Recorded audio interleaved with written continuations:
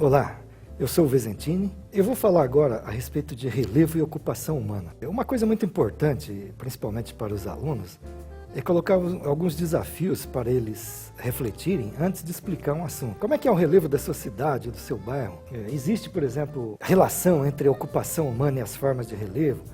Existem ocupações humanas em áreas de risco? Depois a gente pode explicar o que é relevo, que são as formas da superfície terrestre, o modelado da paisagem. Ele se forma e se modifica constantemente, já que é uma coisa dinâmica, através de dois tipos de processos principais, que são os agentes internos e os agentes externos. Os agentes internos são aqueles ligados à tectônica das placas, aos movimentos, choques de placas tectônicas na superfície terrestre. Então, os elementos fundamentais desses agentes internos são vulcanismo, tectonismos, abalos sísmicos, etc. E os agentes externos são aqueles geralmente ligados ao clima ou às águas, chuvas, vento, ação da temperatura, frio e calor, né? Então existe uma espécie de dinâmica entre os agentes internos que tendem a desnivelar o relevo e os agentes externos que tendem a nivelar o relevo ou a criar alguma coisa mais homogênea. As principais formas de relevo são planaltos, planícies, montanhas e depressões. Mas em todo caso, quando a gente pega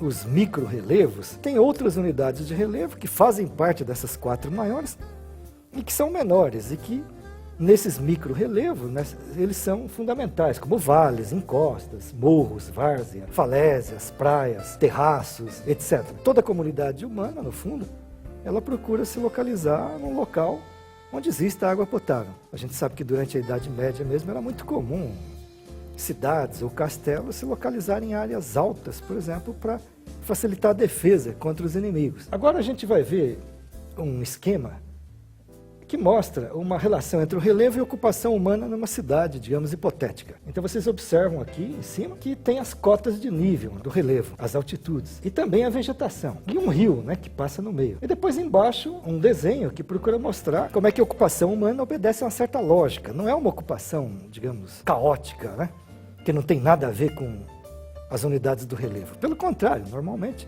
tem uma certa lógica em cada cidade. Por exemplo, a parte mais alta foi ocupada por uma torre de televisão ou rádio. As indústrias se localizam perto dos rios, por exemplo, para depositar os seus dejetos, né? Uma coisa que hoje é problemática. As populações de rendas mais altas se localizam perto mais da vegetação, numa direção contrária aos ventos, né, poluídos que vêm das fábricas, e longe também de áreas de risco.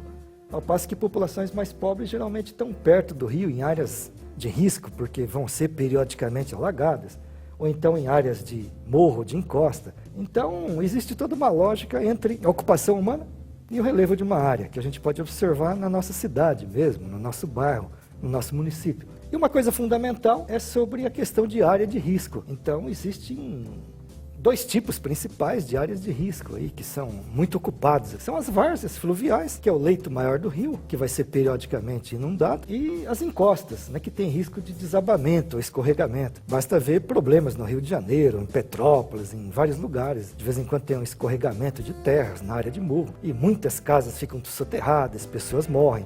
E como tem também problemas de alagamento em área de risco. Então, uma área de ocupação, numa área de risco, né, do leito maior do rio, e que com chuvas intensas acabou inundando. Aqui a gente tem uma outra foto com Altamira, no Pará, também inundada pelo avanço do rio no seu leito maior, devido às intensas chuvas. E aqui a gente tem, inclusive, uma charge, que é muito interessante trabalhar com alunos, que procura fazer uma brincadeira com a área de risco, apesar que o tema é sério, né?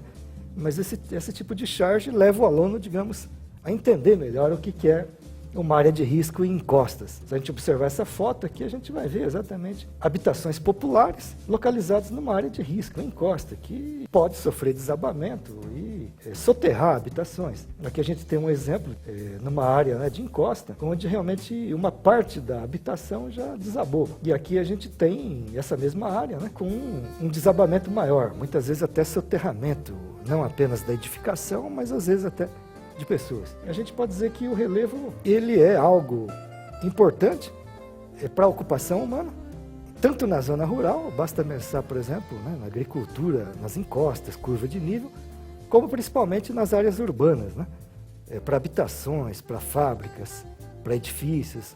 Então o relevo ele vai ser muito mais, o estudo do relevo vai ser muito mais motivador para os alunos.